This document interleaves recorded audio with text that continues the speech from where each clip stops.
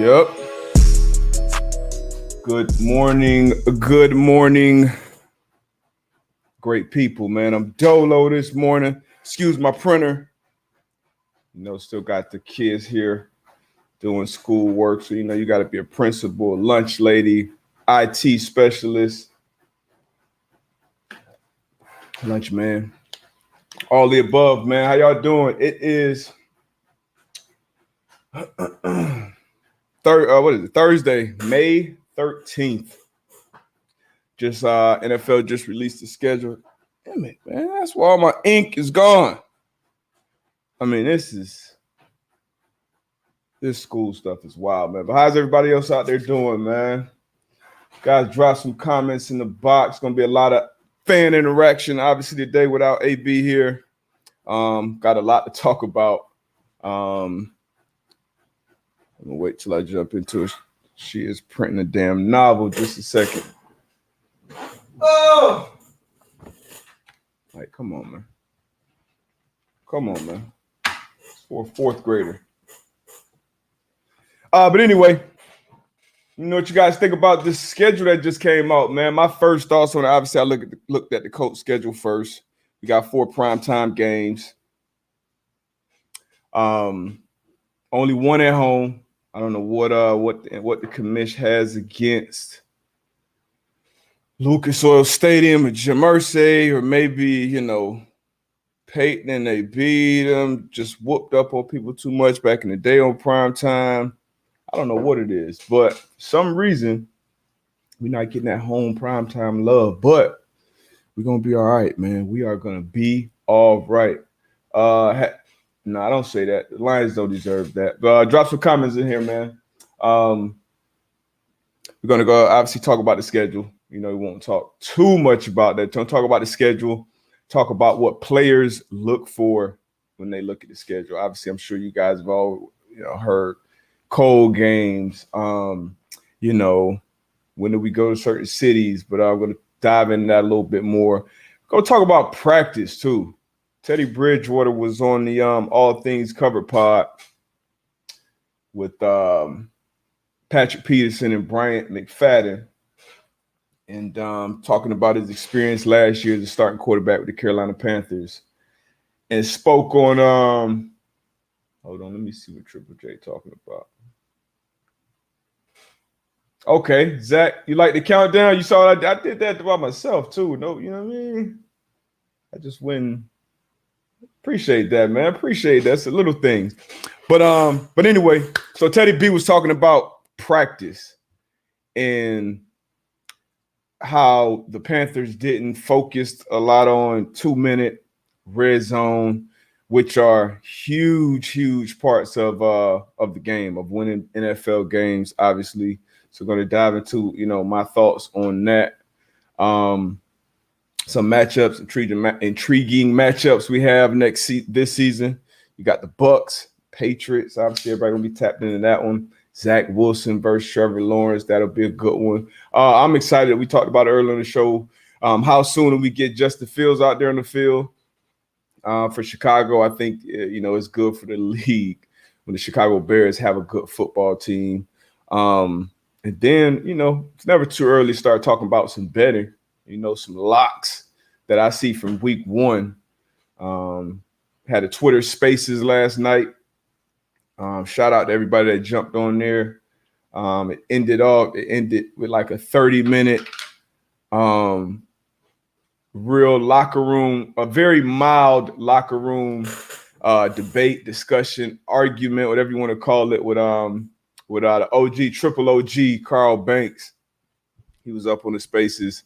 It's a lot of young people in here, I'm sure. But he was a 3rd overall pick in the 1984 draft, I believe. Won those 2 Super Bowls. Lawrence Taylor, Pepper Johnson, my old coach in New England. Bill Belichick, obviously. Was also a member of the 1980s All-Decade team for the NFL, so it was good to chop it up with a legend. Roddy Lott jumped in there for a little bit. He got out of there before I can get him up on stage. I'm definitely going to get Ronnie Lott on stage soon. Probably make it an OG Wednesday type thing. Pepe jumped up there. Shout out to Pepe. He jumped up there on the stage, asked a couple questions, both statement. I saw a lot of familiar faces from the pod, so I appreciate y'all going to start doing that more. I do Clubhouse as well. Twitter Spaces thing, though, it's dope. I think it's going somewhere. What else we got? NBA, obviously. They're going into playoff mode. It's so crazy. The NFL does such a great job of marketing and talking about, what's going on. Like, we just had a whole I sat and talked on the app for an hour and a half about a schedule. Like I didn't talk with my teammates that much about our schedule when it came out. But now they got prime time, 3-4 hour shows, and people, everybody's talking about it now. So it seems like it's always NFL season, whether it's the draft, the combine, pro days, free agency, training camps, everything, man. It's always something. Also some news that you guys may not know yet. I'm not sure about the other team, but I know the Colts. The Colts are going to be starting their workouts this upcoming Monday. So it'll be close to perfect attendance, and they'll be in the building for 2 weeks. The OTAs are usually like a 10 to 12 week program maybe, but it's going to be 2 weeks. Everybody's going to be in the building. They're going to be getting work done. And then after that 2 weeks, they'll pretty much be on their own, physically. They won't be in person up until training camp. And training camp typically starts at the end of July. And then obviously you go into your preseason. You got your 3 preseason games now. And then you start your 17-game NFL season, which is going to be still wild, still crazy to even think about when you start thinking about win totals. And they can't go 500, obviously. It's that extra game, extra week, but it's more football for us. Feel sorry for the guys, though. Woo. Hey, I might, if that's breaking news, I'm not sure. But like I said, it's happening with the Colts. Not positive it's happening with the other teams, but pretty sure most teams are working something out to get the guys in the building and, get after with the OTAs and stuff. Like I said, go talk about practice. I personally think it's important. It's important to be in the building. It's important to be around your guys as much as possible. Obviously, safely. However you feel about the vaccine. Some people will be vaxxed. Some people won't be. I had one of the GMs, I think Brandon Bean, came out and said, they asked him on a pod or something, would he cut a player that wasn't vaccinated if it meant that they could go back to regularly, meeting and doing things like that? And he said he absolutely would, which wasn't surprising, but a little. Anyway, I think it's beneficial for players, especially young players, going into a new system or, playing for a new coach or obviously, trying to win a job. It's only a small group of people who, they're locked in. Well, not that small, but a small group of people who are locked into their position and their role on their specific teams. For a lot of other guys, they're trying to earn those roles. And the only way you can do it, the best way you can do that is knowing what the hell you got to do, knowing where the hell you got to be all the time. So it's important to be in that building. So when I saw the boycotts and I saw the this and the that, I was a little hesitant. Like, hey, if I'm a young guy, get your ass in that building, man. Get up there and get that work. Talk to those coaches. Talk to your players, because I'm of the mind you need that. I saw Tom Brady come out and say something along the lines of like, y'all don't worry about it. Don't get in here and get these OTAs, y'all. Stay safe, stay away from the building. Meanwhile, he'll be in Tampa putting together throwing camps for his squad. Trying to separate it from the pack. So don't fall for that okie doke from Tom Brady. So, but to answer your question, I might be an insider. Sit on my hat. But Pat McAfee jumped up on in the spaces for a little bit. Got up there really just to talk shit about Bitcoin, taking a dive. Because of damn Elon. If I see Elon,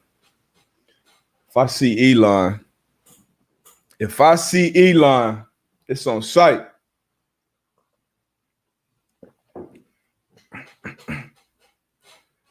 It's on site. But anyway, what we want to start off with? What do y'all want us to say? Y'all tell me. You know what? I'm gonna let y'all run the show today, man. What are we starting off with? The first response is what we're starting off with. Taking the comments. This damn chair. It's bothering me. Got Blake Bortles. No, I can't start off with Blake Bortles. Blake Bortles did sign with Green Bay, though.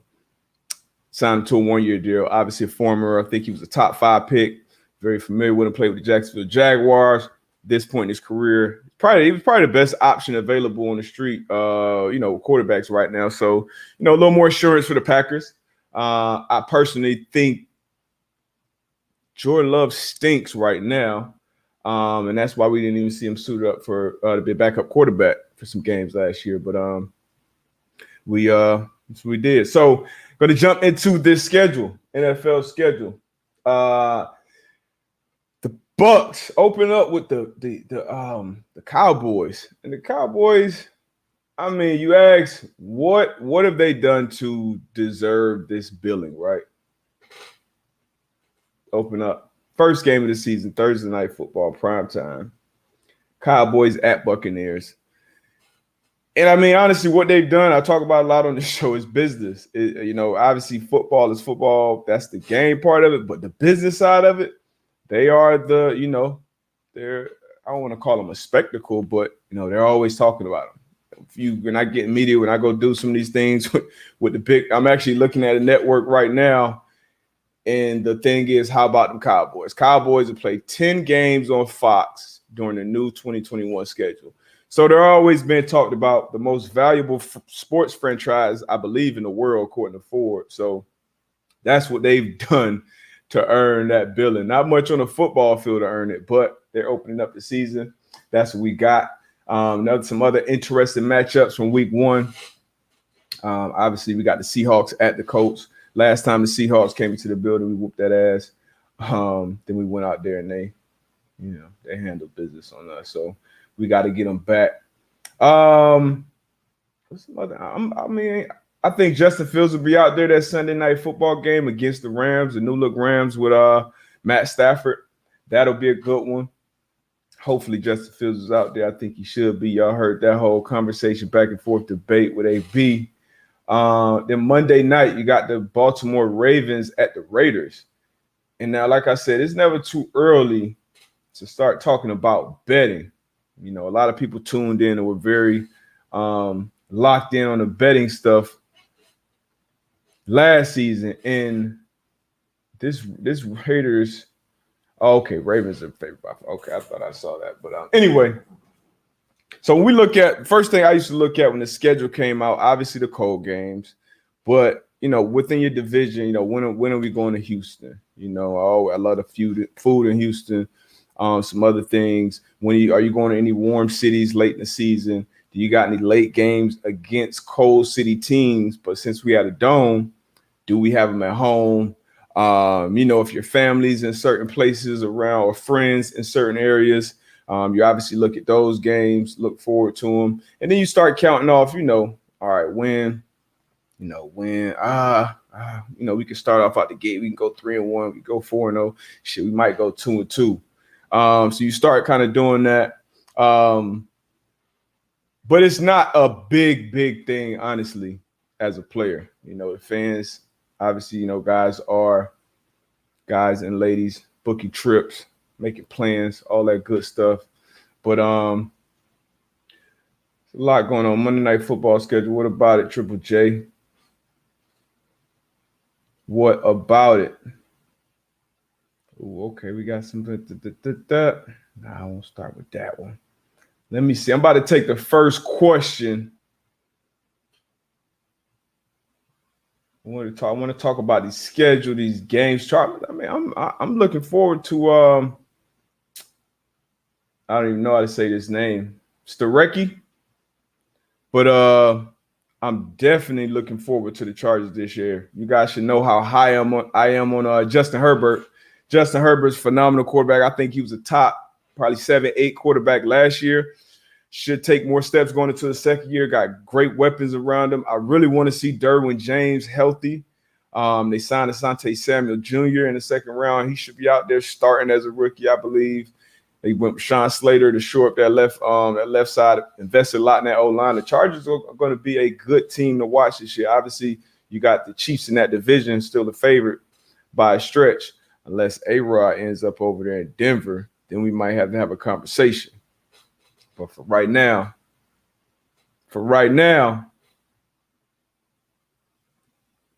that's what we got. Boop, boop, boop, boop, boop. Matt, question about the bye week. Matt Merringer, Colts bye week being so late. Is that a good or bad thing? You know what? It honestly depends on how your season's going. You know, how are your injuries shaping up? Injuries for other teams. You know, what's going on with them. And that's the other thing about the schedule. When it comes out, you can look at it and say, oh, these teams were playoff teams last year, or these teams sucked last year, or you got your strength of schedules and this and that. And you can look at the thing, certain teams are going to be good. And certain teams on paper, they look like they're going to stink it up. But you got to get out there and play the game. So you look at your schedule before the season, and then by week 4, week 6, week 8, that schedule looks completely different. Like you may have the Bengals, you may think something coming out of them out of the gate. And then now you get to week 8 and the Bengals, they may be, 5-3 at the time or something like that. Week 9, they're 5-3 or, 4-4, but they're playing everybody tough. And now you're like, okay, that's, maybe that, that's going to be a different ball game. Or a team who's supposed to be good, but, their quarterback is hurt, or their running back got hurt, or maybe another significant piece on their team goes down and they completely changes the outlook for that team. So it's one thing to look at it preseason on paper, but you got to play those games, man. You got to play those games. And, that always changes. Tone going right to Tebow. Off the rails, Tone. Shout out to Tone. That's producer of the show. He says, with your Tebow comments on Pat's show, who do you have in your top 5 of non-NFL players? Don't disrespect Timothy Tebow like that. That could make the move to the NFL talent-wise. Non-NFL players. We've seen guys do it and come from college, from different sports. Talked about Tony Gonzalez doing it, Antonio Gates doing it. Those guys obviously at a Hall of Fame level. Jimmy Graham, Mo Alley-Cox, Eric Swoop. Professional athletes from other sports that can come to the NFL. Russell Westbrook is probably the first person that comes to mind. But like I said, it's kind of a disrespectful question towards Timothy Tebow, because Tim Tebow is – who just said that? You read my mind, Craig. Timothy Tebow is a football player through and through. Jacksonville legend. Jacksonville Nice High School. Look him up. A lot of people don't know that. Jacksonville Nice. I'm a Florida guy, so I know it, but Jacksonville Nice high school legend, obviously a college football legend, arguably the greatest college football player of all time. But he has been out of the league for a while. He has been playing baseball, and he will come back playing a new position, tight end, trying to play a new position, should I say. Good thing about it, obviously, he's a football player through and through. He's taken hits. He's had injuries. He's had long seasons. He's, up, down, all those different things. He's been a quarterback. So now, he's going from playing quarterback to playing a tight end position, which is like going from mentally, like going from trigonometry to, algebra 1. Algebra 1 or calculus, so he's going to know exactly where the hell to line up, exactly what to do. And that's half the battle as a player. So, but to get back to your question, Russell Westbrook, the first person that comes to mind. A lot of people say LeBron. LeBron's one of the greatest athletes ever. So he could definitely, obviously, come in and be successful at it. But the first guys that come to my mind are like Russell Westbrook, John Wall. How big is Mookie Betts? Mookie Betts is a good athlete. It was another guy who used to fly. He probably still plays right now in baseball. Might be Hamilton or something like that. But Carl Crawford back in the day. I mean, football, it's reps. You get out there, and if you're tough, think about football, you got to be able to get your shit knocked loose and get back up there and do it again. Anthony Edwards, for sure. I can definitely see Anthony Edwards getting in there and doing it. If I had to look at the Colts schedule right now, somebody asked me to predict the Colts record. Max Major 76. Max Major 76. Let's go through this Colts schedule right now.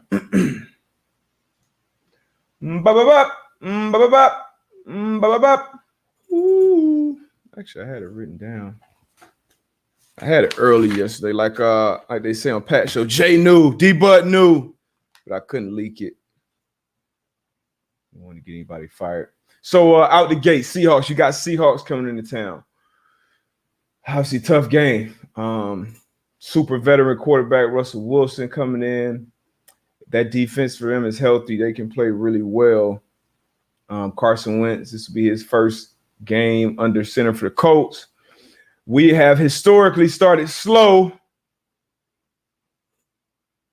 So, you know what? Let's say loss. Let's say we lose that one. 0-1. Loss. And then we got the Rams at home. I say we beat the Rams. W. Tennessee at Tennessee. Win. We're going to sweep them. That's already another win, Tennessee. Miami at Miami. Win. Monday Night Football at Baltimore. Now, this is the third game of a 3-game road trip. Monday Night Football. I'm going to say we lose that one. Lost to Baltimore. We come back. We got Houston at home, 1 o'clock.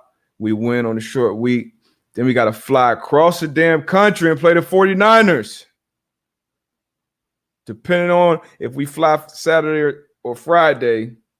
If we fly on Friday, 2 days early, we win that game. We fly the day before, we lose it. So I'm going to say L. L there. Like I said, we beat Tennessee again week 8. We beat the dog shit out of the Jets on Thursday Night Football, their only primetime game. Jacksonville, 1 p.m., win. At Buffalo, we owe their ass, win. Tampa Bay, I'm going to say loss. At Houston, win. Bye week, come back, we got New England. I say we get New England. Win. Christmas game at Arizona. We fly back out there on Christmas. We're going from the cold to the warm. Even though it's going to be in a dome, obviously. It's a toss-up. Las Vegas Raiders. I say we beat them at home. Jacksonville, we beat them. You know what? I say we lose to the Cardinals. So that's 1, 2, 3, 4, 5 losses. Only 5? What's that? So shit, 12-5. 12-5. There we have it. There we have it. Yeah, I think the Jets have. We also had Dan on in the spaces last night. Front office. He works in the front office with the New York Jets. Tell y'all need to hop in these Twitter spaces or the clubhouse when I open them up. We had Dan on there from the Jets, front office with the Jets. We had Lejay Douzable, played 10 years in the league, played for the Jets, for the 49ers. Who else do we have in there? Like I said, Pat. We had Gump from Pat's show. Carl Banks. We had some guy. We had some good people in there. Great questions, all type of things. So 12-5. 12-5. That don't even sound right. This dude's really playing 17 games. That absolutely stinks. God dang. Merch, Rusty. The merch will be available next month, June. I'm new to this merch game, so I'm trying to do it right. But everything's gonna be available. The DB stuff, it's gonna be everything DB stuff. The man-to-man stuff is gonna be super dope. AB got that whipped up. It's gonna be super dope, man. But yeah, so I'm gonna jump into these comments, these practice comments about 2 minutes, and just give y'all, because I've been getting questions on here to talk a little bit more about football and going into a little detail. So I take this opportunity to do it here. So like I said, Teddy B talked about the lack of preparation in the 2 minute red zone. So 2 minute, almost every game, most games against good teams in the NFL come down to either getting a stop in 2 minutes, your defense, or as an offense, going out there and trying to score in a 2 minute drive to win, seal a game. So super important, obviously. Now, in the 2 minute drive, how this happens in practice is the coach calls everybody up. Offense goes to one side, defense goes to one side. He tells, hey, brings the situation. All right, so first team, 11 personnel. That's 3 wide receivers. That's 1 running back, 1 tight end. That's why it's called 11 personnel. You bring in 3 wide receivers, right? That makes your 5 eligibles. Typically, that's the 2 minute personnel. For defense, it's typically a sub or a dime personnel sub. 5 DBs on the field, dime, 6 DBs on the field. So you run your sub, you run your dime out there. Coach says, hey, this is the situation. We got 147 on the clock, 2 timeouts. Offense needs a touchdown to win. Down by 5. Offense needs a touchdown. Obviously, you got to get stopped. Put the ball down. Offensive coordinator has to call their plays. Defensive coordinators have to call their plays. All the players on each side of the ball have to make their adjustments, and it's a real game situation. Hut, drop the ball. Outside of that, those type of situations, things are scripted, right? If we're playing against whatever team as a defense, we have our players who, backup players, or even some players who start sometimes, but usually backup players or practice squad players on the opposing scout team, and they literally look at a card. It's a card with a diagram with the plays. Hey, you go here, you go there, you do that. And then we get the looks of, we're opening up with Seahawks. So we would have, as a Indianapolis Colts defense, we will have looks from the scout team for the Seahawks offense. So their formations, their route concepts, et cetera, et cetera. Once we do the 2 minute, that's just live bullets flying. We don't know what's going to be called. We don't know what adjustments are going to be made, so that when we get in the game, we're already used to, those things happening at a fast pace.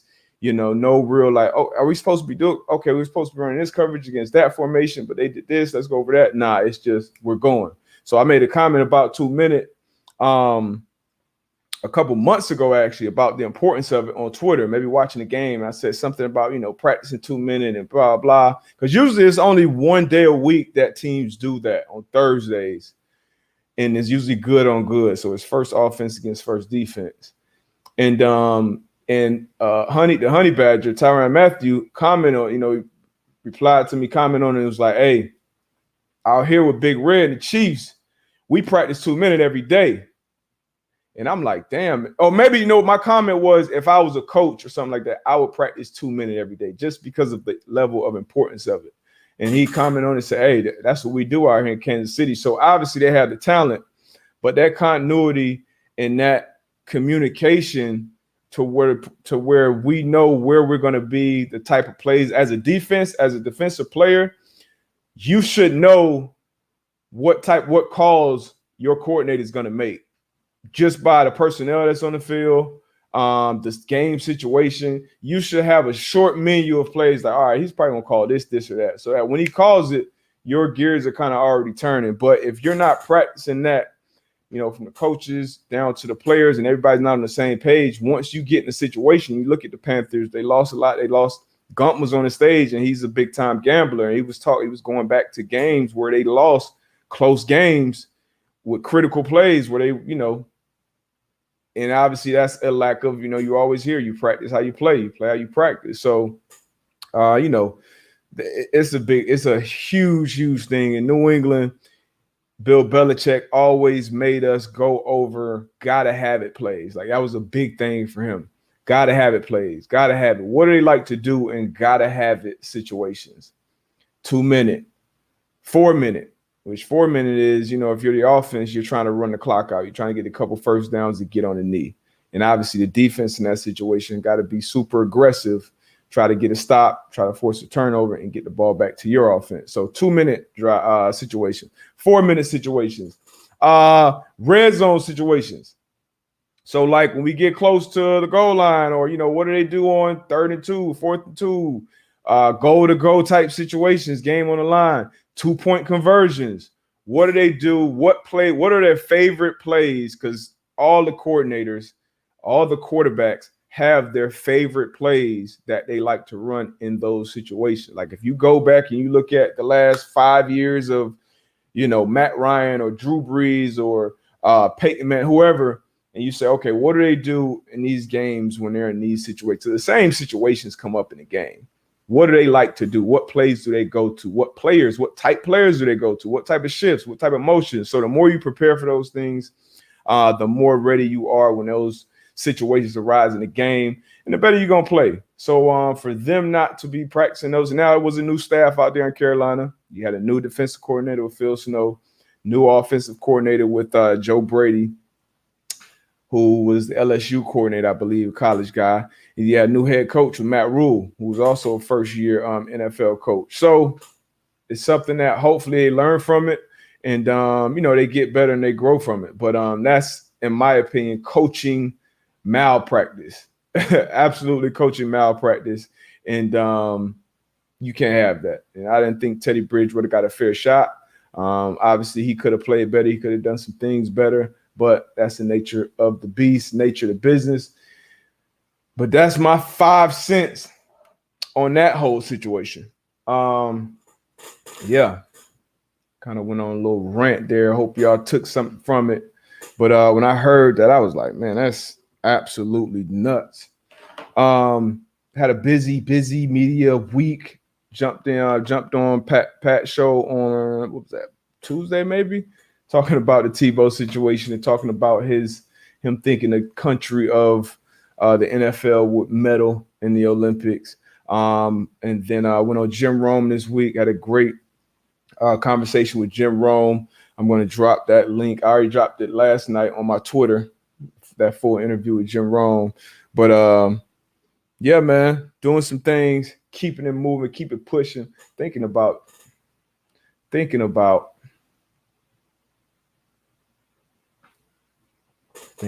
something right now. I'll get back to y'all on that. G.I. Joe 317, DeForest Buckner versus Quentin Nelson at practice. Woo!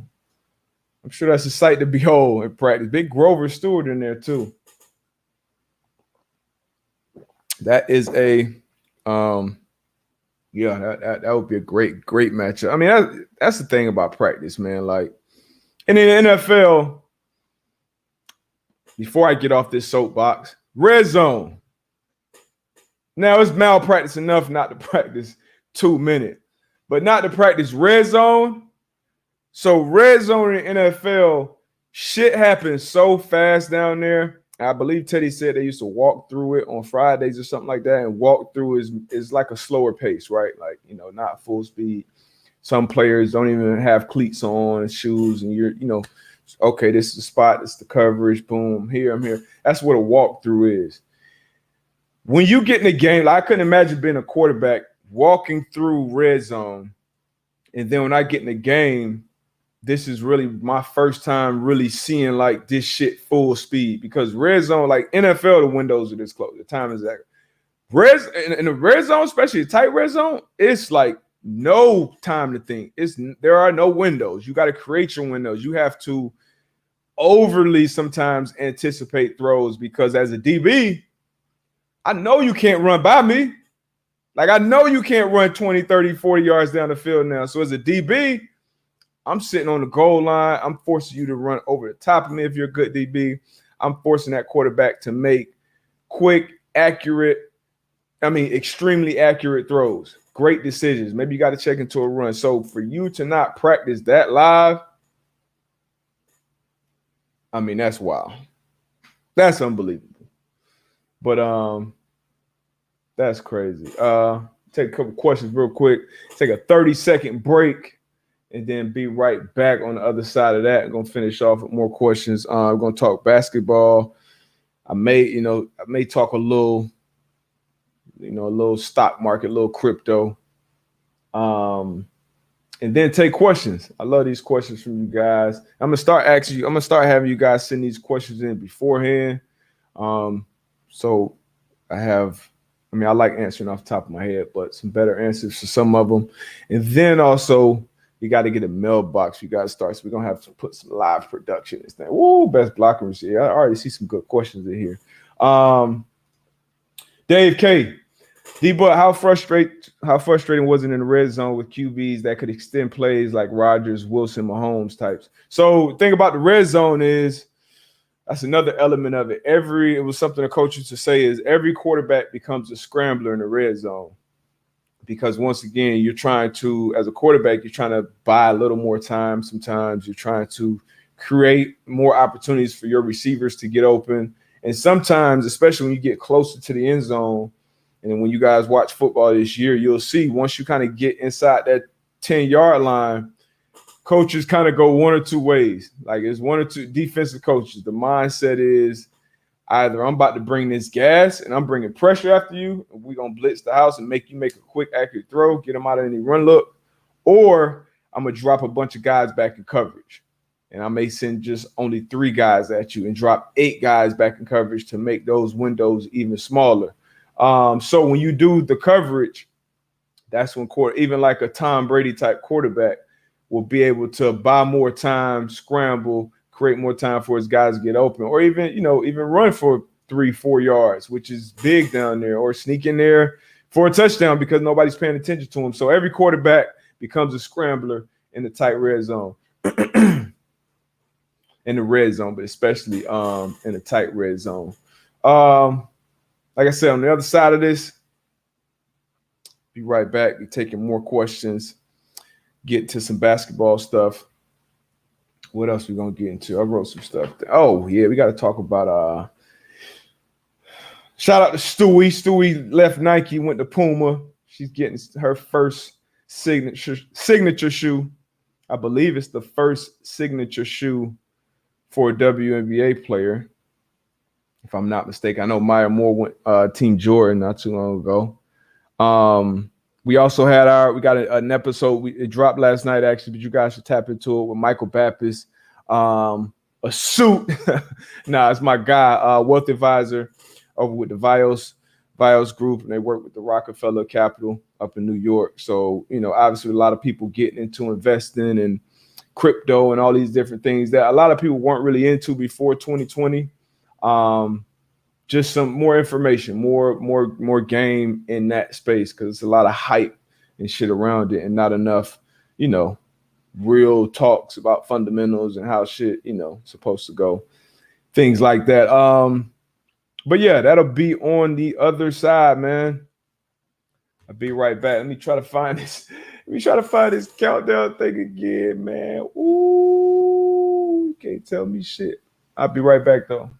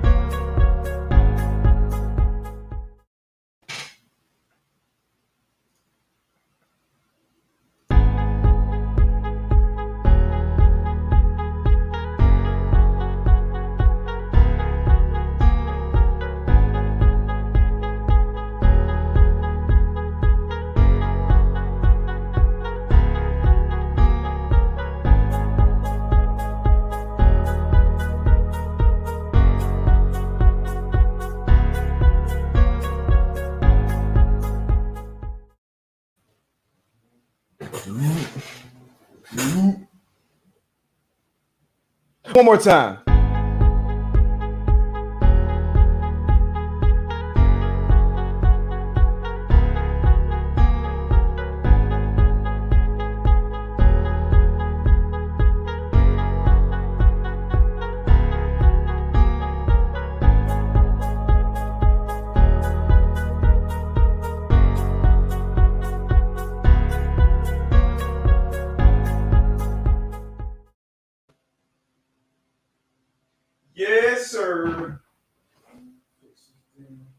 Bye-bye. Oh, man. We back in the building. I got to figure out how to make that countdown a little longer. Come on, Tone. You got to get me right. You got to get me right. The swoops have... hey, that could be false information. I did not fact check that. Could be false information. We got the WNBA starting tomorrow. Shout out first and foremost to the Atlanta Dream. We had their one of their owners on the show, Renee Montgomery, my fellow UConn alum. Yeah, I hope y'all can't hear that. The landscapers outside, they always show up. Shout out to all the shout out to the WNBA. So we got Stewie, Asia Wilson. Who else did that slam shoot? They did some dope stuff in the slam.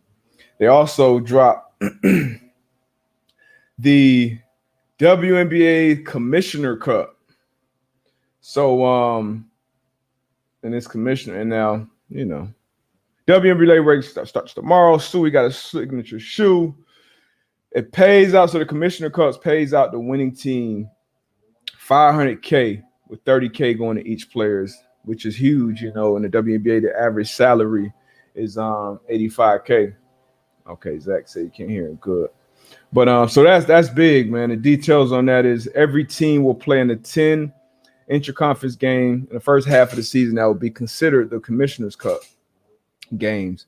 Team with the best winning percentage in each conference of the Cup games will face off August 12th in Phoenix. The winning team will be awarded $500,000 to split amongst its players with a custom designed cup that is passed from champion to champion per season. I mean, I think that's pretty dope, man. I think that's pretty dope. Obviously, I hope the WNBA keeps growing their brand. Very skilled. Okay, now they're getting closer. I know y'all can hear them now. Very skilled players. I obviously have a ton of respect for them. Going to UConn, I feel like I played against half the WNBA or seen them play with all those UConn legends that are in the league. So I'm excited about them starting tomorrow. Let's see. So, Tone, 9 players have had a signature shoe in the WNBA. Stewie, Breanna Stewart, will be the first in 11 years. Mind you, Bree Stewart, once again, UConn legend. I believe she was 4 for 4 at UConn with Natty's. Her resume is phenomenal. Ridiculous. Let's get to the NBA. So, Lakers won last night with no Schroeder, no AD, no Bron. Still found a way to win. I think they won by 2. I mean, they did play the bum-ass Rockets, but still won that game. And they stayed in the 7th seed, which it's like an 80+% chance that we're going to get the Lakers versus Steph in the play-in game. And that's most likely when LeBron will make his return. Now, yeah, that's what it's looking like right now. You got Lakers and the Warriors, which, I mean, who when they came up with the play-in thing, who in the world would have thought we were going to get the Lakers and the Warriors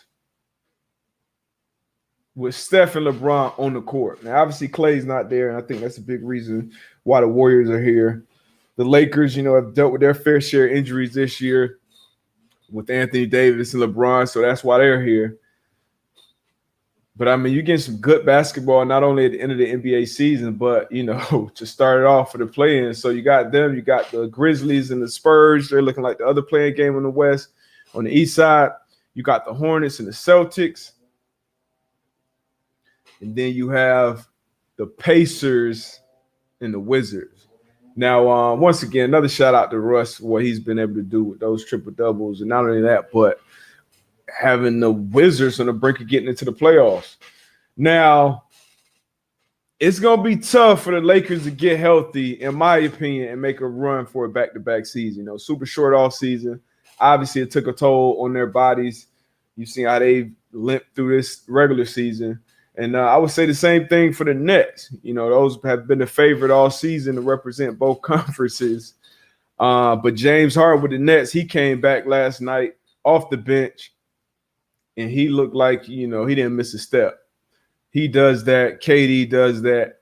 And that's tough to do, not only from a playing standpoint, from a win, conditioning standpoint. But after the game, they asked him, was he surprised about his performance and being able to come back and play, how he played. He said, "No, I'm not surprised. Like, I'm really good at this game. I'm really good at this game," which I agree. James Harden is great at the game. He lets the game come to him. He plays unselfishly, when he has other players around him that can carry their weight. Obviously, he's one of the best offensive scorers that this game has ever seen. I love watching him play, man. If you can get a healthy Nets and a healthy Lakers, I still don't know if both will be a favorite at this point. I think it'll be tougher for the Lakers to get healthy and make a run in that West. So I'm sticking with my Suns pick. I'm sticking with the Phoenix Suns. But Bron said he's only a couple of days away from getting that back-to-back, and he is the GOAT. So we're going to see if he can turn up. And then if the Nets can get healthy, man, I think I'm going back. I'm going to go back to the Nets. If they can get healthy, it's going to be hard for me to bet against KD, Kyrie, and Harden. But that's a big if right now. But those are three, like, real life, like, hoopers. Like if I could just take one person's game and take it with me anywhere, and I can play exactly like this guy, it will be Kyrie. And then you got a unicorn. You got a 7-foot, sniper with guard handles. And then you got James Harden, like I said, one of the best offensive weapons the league has ever seen. Passing, shooting, free throws, all that. So it'll be interesting. But Steve Nash, he is new. It'll be his first time, dealing with that playoff atmosphere as a coach. Tone is talking about the Bucks. Tone Gaines, he said the Bucks are the healthiest and have the best chemistry to him. I'm not a believer in the Bucks. I said every time they come up, I am not a believer in the Bucks. I'm not a believer in the Bucks. I'll tell you that right now. Got the Nets. You do now. Philly, I'm more of a believer in Philly. They always seem to fold in the playoffs too, but if Wnba can stay healthy, which is a big if. Big if. But if he can stay healthy, woo! He was on. Hey, Devin. Devin said, "Does Wnba win MVP?" He was on pace. Joker's had an outstanding year too. Them losing Murray, obviously, is a big hit for them going down the stretch. But I don't know if Wnba wins it. Who wins the MVP? Who would get my vote? If I had to give a vote, honestly, and I'm biased. You guys know I'm biased. My vote this year for the most valuable player be Steph Curry. I mean, he was box office. If you look at the squad that he had out there with him, I mean, usually it goes to the best player on one of the best teams during the regular season. So I highly doubt he gets it. But if I had to cast a vote, Steph out there in Golden State will be my vote. G.I. Joe 317, he said Steph's the comeback player of the year. Could be that, but I'm giving him MVP. What is he averaging? Damn near 32 points a game. I said before the season he would average 33. I was a point off. I wish Wiggins gave him a little bit more. A lot of times they playing 4-on-5 on offense with Draymond not being able to score, but Draymond does add different layers to that team, especially defensively with his communication, with his play, his flexibility, his leadership. And then on offense, the same thing, getting guys where they're supposed to be, moving the ball, getting Steph open, hitting him when he's open. So still a very, very valuable player. Westbrook, Shea just said Westbrook's a walking triple-double, Mr. Triple-Double now officially. Most all-time, got to be in the MVP running. I mean, if most valuable, he would be in the argument, but I think it's gonna come down to either. I think realistically, Joker will be in the conversation. Giannis low-key is, having probably a better statistical season in some areas. Giannis may be in the convo. He's been healthy most of the year. Embiid, if he was healthy, I think he would have ran away with it. So probably. But honestly, if we've been real, I think Joker deserves it. If we've been real. Because they're a good team. Been good all year. He's been phenomenal. They're a four seed right now. Like I said, I lost Jamal Murray. He's had that team on his back all season. Julius Randle out there in the East with the Knicks. Shout out to the Knicks, man. They clinched. They're in the sixth spot. They might have to. My hat here. They might have to bump it to my Heat. I know they don't want to see those Heat, but the Heat have clinched the 6th seed. Let's just go through these seeds real quick. On the East, we got Philly. I'm gonna just name them in order from top to bottom: Philly, Brooklyn, Milwaukee, Atlanta, Miami, Knicks, and then we talked about the play-ins: Boston and Charlotte. Boston is 7, Charlotte's at 8. Indies in 9th, it's Pacers, and then you got the Wizards in 10th. On the West side, we got the Jazz, the Suns, the Clippers, the Nuggets, the Trailblazers, the Mavericks. Mavericks kind of disappointing this year. The Lakers, the Warriors, 7, 8, and then you got Memphis and San Antonio 9 and 10. Hopefully, it's a good playoffs. That's when I really tap into the NBA game. I've been watching more this year though, but that's when I'm okay. Let me lock into this. Outside of that, we talking about the schedules, and Elon got me tripping on my crypto. but yeah, who wins the play-in game in the East? You know what, man? I wouldn't want to see. I would not want to see. I see Washington winning theirs over the Pacers. Sorry, Pacer fans. In Boston, Boston lost Jaylen Brown for the year. He's out for the year. And I wasn't really high on Boston anyway. We talked about them earlier this season.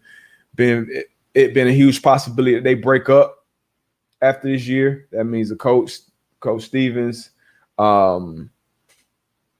I don't know what they're going to do with the big three they have: Jason Tatum, Jaylen Brown, and Kemba Walker. Shout out to UConn, another UConn great right there. But I think they break up after this. I'll take Charlotte in that play-in game on the East side. If it came down to Charlotte and Boston, young boy LaMelo's back. Well, he's the type of energy that team played. They kind of held serve without him even being in the lineup. So I'm gonna go Charlotte right now. And then on the West side, I got to take, if the Lakers are healthy, I'd take them over the Warriors, even though Steph probably going to go for 45. And then I'm actually go with the Spurs over the Grizzlies if this ends up being what it is. But yeah, man, I'm going to pick a champ once the NBA starts. I want you guys to pick one, too, see who's right.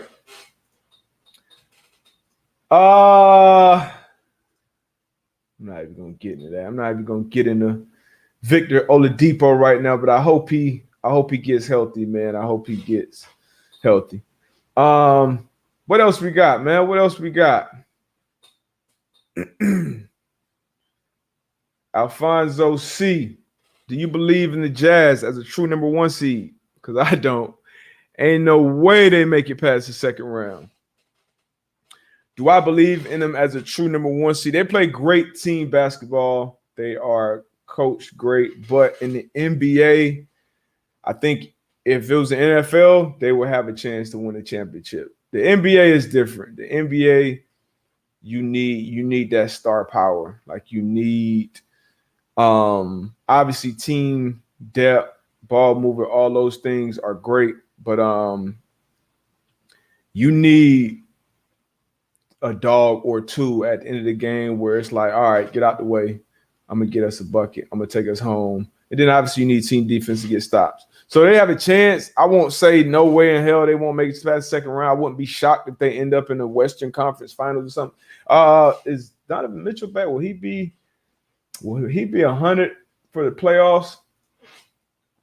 Obviously, if he's 100 for the playoffs, that changes things for him. But I would say Lakers. You got Lakers. I would put the Clippers above them, honestly, down the stretch. As even though they've tricked it off plenty times, but Donovan Mitchell, Mike Conley be set for the playoffs. So you guys let me know if they'll be back. But if they're back and they're 100%, they got a chance. But I don't see them as a true 1 seed. Pelicans missed the playoffs. Disappointing. I wouldn't say Zion. Craig asked, did Zion disappoint this season? I would say absolutely not. Zion balled this season. He balled. Very efficient. I think he had very fit. I can't think of the record that he set this year that Michael Jordan or somebody else had, but very efficient. I think I'm disappointed in that team as a whole, but definitely not disappointed with Zion. Not at all. They got a lot of talent on that team. They should definitely make the playoffs. Definitely make the playoffs, man. What else we got, man? I feel like I'm missing something. Let me check real quick before I let y'all go, man. Let me check it real quick. You know what? I got a question from Tone. We've been talking about crypto. So, Tone, what do you think of all these cryptos popping up like HOK, H-O-K-K? I don't even know what that one is. I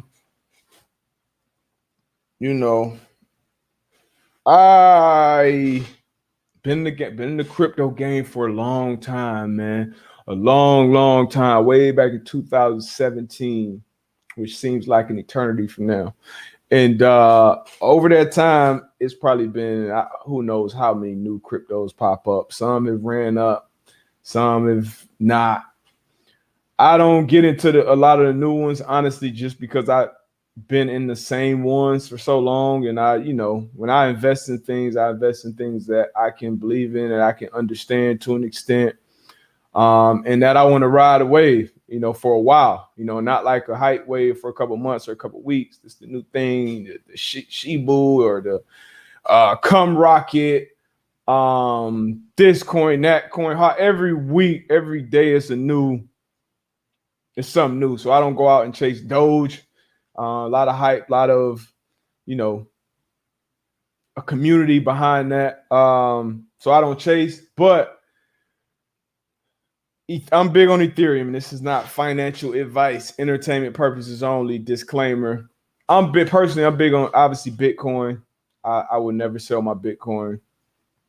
But I would compare Bitcoin to like having a safety deposit box, having like diamonds, having gold bars stored away somewhere. Like Bitcoin, I look at Bitcoin as kind of like a store of like wealth, like pass and move wealth, not like Bitcoin to go buy a Tesla or go buy some groceries or go pay a bill. Like that's not what I think Bitcoin, the use for that would be.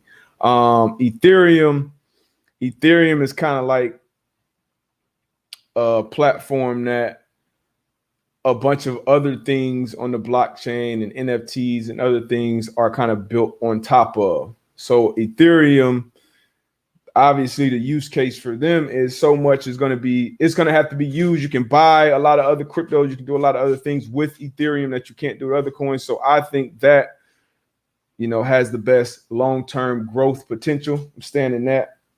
Bitcoin, obviously, as well, long-term growth. Litecoin, back when I got into that in 2017, they were saying like Litecoin would probably be like the type of stuff you'll spend at like a grocery store, at a bodega. You buy something from your friend instead of Cash App, you send them some Litecoin. That was the thought process behind that. That's why I got into that. And I just kind of been rocking with them. Obviously the growth has been there, very volatile, still a very new thing overall. So you're going to see dips. You're going to see highs.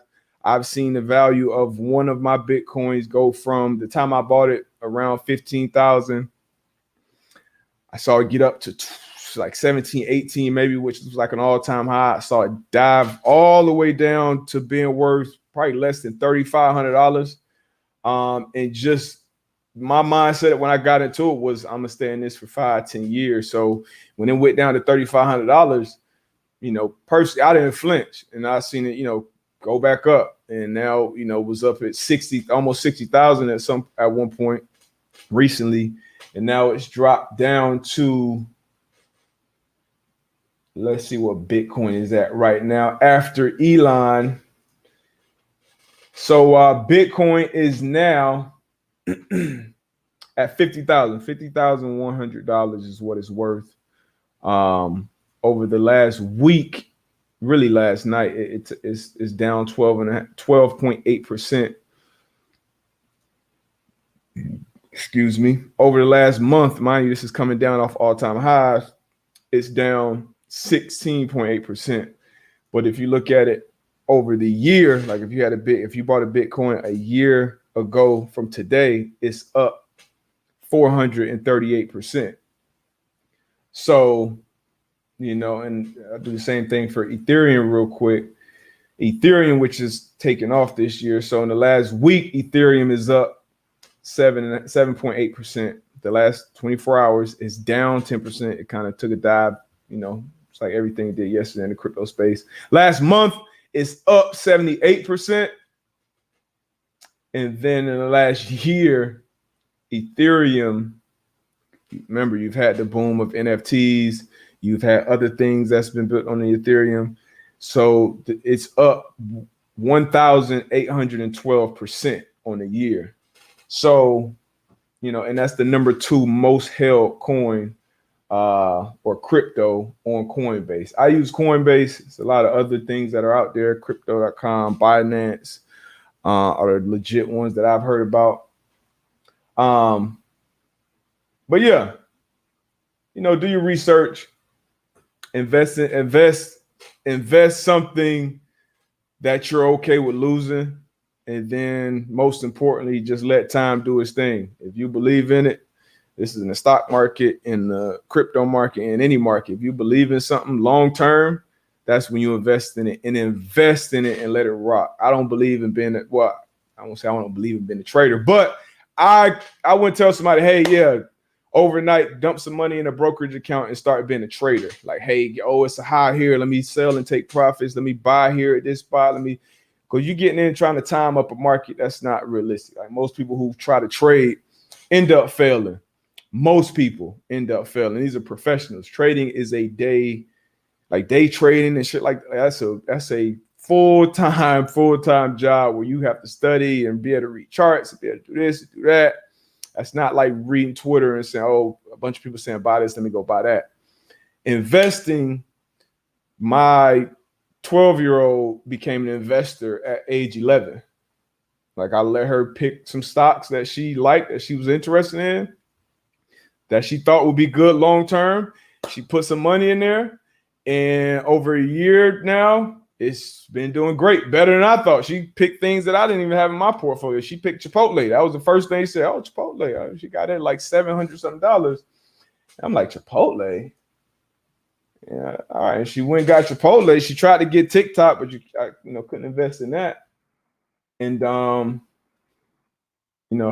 shit is booming. So anybody can be an investor. You go to the companies you believe in, and you let them do their thing long term. So that's the investment talk for today. But appreciate y'all, man. Y'all know what to do. Go holler at my man Pat McAfee, the Pat McAfee Show. I will be there. I'll be on Pat's show again on this Friday in studio. We'll be back on the Man to Man pod on Monday. Like I said, make sure you go check out our last interview. And we talk all about money and investments. Talk some basketball too with my man Michael Baptist out there at Rockefeller with the Vios Group. He's been in the game over 20 years as a wealth advisor, and now he's representing athletes. And so check out the episode. Hopefully it helps. If you're not interested in investing, saving, money. It wasn't just for, big money, high net worth individuals. We had some conversations about, that can, impact any and everyone. So go check it out. And I appreciate you. I'm trying to get this, trying to see where Chipotle is. Let me see real quick before I let y'all go. Oh, nah. Yeah, so my baby up 44% on Chipotle. It's up at $1,344 now. So yeah, she believed in it, and now she's letting time do its thing. So we out, man. We don't talk just ball here, man. We ball, we invest, we all that, man. So like I said, I'll see y'all Friday. That's tomorrow. See y'all tomorrow at the beach house. Pat McAfee Show. Y'all go tap in. We are out of here. Some things I didn't get to, but who knows? Maybe y'all start seeing me every day. The Darius Butler Show coming soon. And shout out to my man AB, Antoine Bethea. Couldn't be here today. He's on vacation with his beautiful family. Doing his thing. He'll be back. We'll be back together on Monday. Shout out to AB. And I appreciate y'all for tapping in. Keep tapping in, man. We are only getting started. We will be here. Merch coming soon. We out of here. Well, I'm out of here. Holla at y'all. See y'all Monday. Well, actually, nah. See y'all tomorrow. I'm out.